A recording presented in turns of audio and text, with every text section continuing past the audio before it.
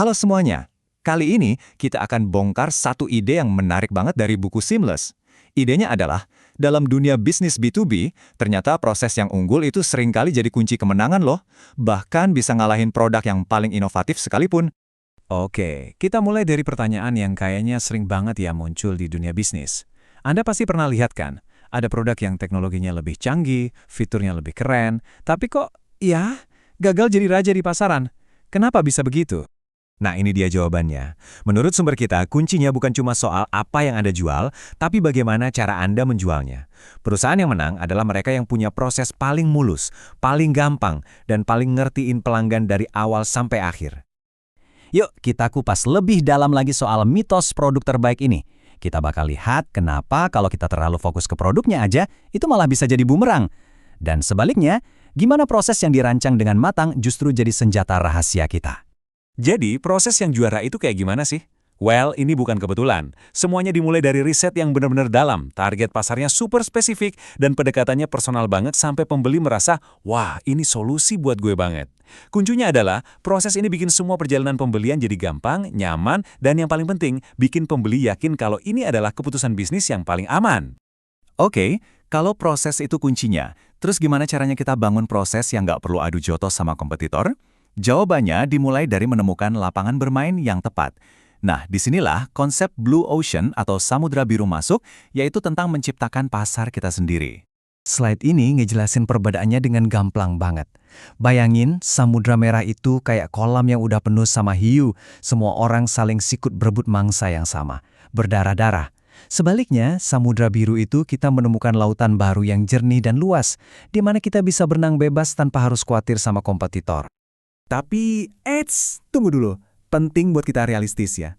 Menjadi yang pertama, jadi pionir di Samudra Biru itu bukannya tanpa resiko. Justru biayanya bisa gede banget buat ngedukasi pasar dari nol dan nggak ada jaminan bakal berhasil. Sejarah tuh udah membuktikan berkali-kali. iPod bukan pemutar MP3 pertama. Google juga bukan mesin pencari pertama. Mereka menang bukan karena jadi yang pertama, tapi karena mereka masuk sebagai pengikut yang cerdas. Mereka belajar dari kesalahan para pionir, lalu datang dengan proses dan pengalaman yang jauh lebih baik. Nah, ini nyambung banget sama apa yang dikatakan oleh Jane Frost. Tujuannya bukan lagi sekedar punya big data atau data segunung, tapi punya data cerdas, wawasan yang bisa langsung kita pakai untuk bertindak. Dan untuk nemuin emas di tumpukan data itu, seringkali kita butuh keahlian analis profesional. Lantas, gimana caranya kita pakai data cerdas tadi untuk ngebangun proses yang juara? Jawabannya ada di satu alat yang powerful banget, segmentasi pasar. Kuncinya cuma dua, fokus dan presisi. Kalau di bisnis ke konsumen kita kenal demografi, nah di B2B namanya firmografi. Ini cara kita ngelompokin perusahaan lain berdasarkan atribut yang bisa diukur. Misalnya industrinya apa, pegawainya berapa banyak, atau pendapatannya berapa. Inilah fondasi buat nembak target yang tepat sasaran. Kenapa sih fokus ini penting banget? Gini deh, dengan fokus, semua sumber daya yang kita punya, waktu, uang, tenaga, bisa dipakai jauh lebih efisien. Kita berhenti mencoba jadi segalanya untuk semua orang, dan mulai jadi solusi yang sempurna untuk sekelompok pelanggan yang spesifik. Hasilnya, semua usaha kita, dari marketing sampai R&D, jadi lebih tajam dan lebih nendang. Kutipan dari Juan Pablo Pazos ini benar-benar keren. Intinya, dengan mendefinisikan pasar kita secara sempit, kita itu seolah-olah lagi menciptakan arena bermain kita sendiri. Dan di arena itu, kita yang bikin aturannya. Kompetitor jadi nggak relevan lagi. Oke, kita udah paham kenapanya segmentasi itu penting. Sekarang, kita masuk ke bagian praktisnya. Gimana sih caranya kita memilih segmen target yang paling pas? Kerangka piramida ini bisa jadi semacam peta jalan buat kita.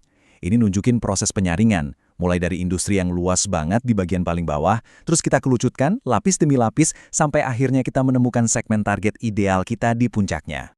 Nah, di setiap lapisan piramida tadi, sebenarnya kita tuh lagi nanyain pertanyaan-pertanyaan strategis ini. Pasarnya cukup gede nggak buat kita garap? Lagi tumbuh atau malah lagi lesu? Siapa aja pemain yang udah ada di sana? Dan yang paling penting, kita punya sumber daya nggak buat menang di segmen ini? Nah, ini nih nasihat yang krusial banget. Kadang, pasar yang kelihatannya paling besar atau paling seksi, itu justru medan perang yang paling brutal.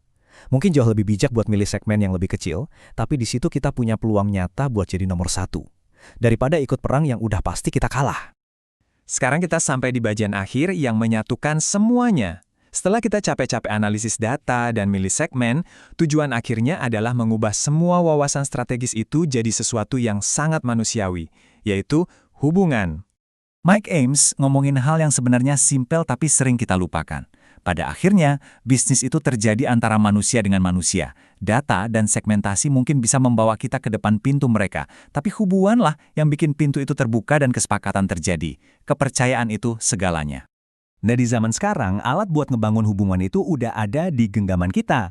Media sosial kayak LinkedIn itu memungkinkan kita nggak cuma tahu siapa pengambil keputusannya, tapi juga kepoin apa sih yang penting buat mereka, apa masalah mereka, jadi kita bisa mulai bangun kredibilitas, bahkan sebelum ngobrol pertama kali.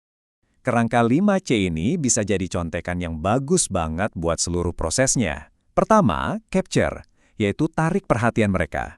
Lalu connect, mulai obrolan. Kemudian cultivate, bangun hubungan dan kepercayaan. Setelah itu convert, ubah jadi penjualan. Dan yang sering dilupain, care, yaitu terus rawat hubungan itu biar langgeng. Jadi, sebagai penutup, coba deh renungkan pertanyaan ini. Inti dari semua ini bukanlah soal ngejual produk, tapi soal benar-benar paham sama target kita dan memposisikan diri kita sebagai pemecah masalah yang bisa mereka andalkan. Nah, pertanyaannya, bisnis Anda sudah sampai di tahap itu belum?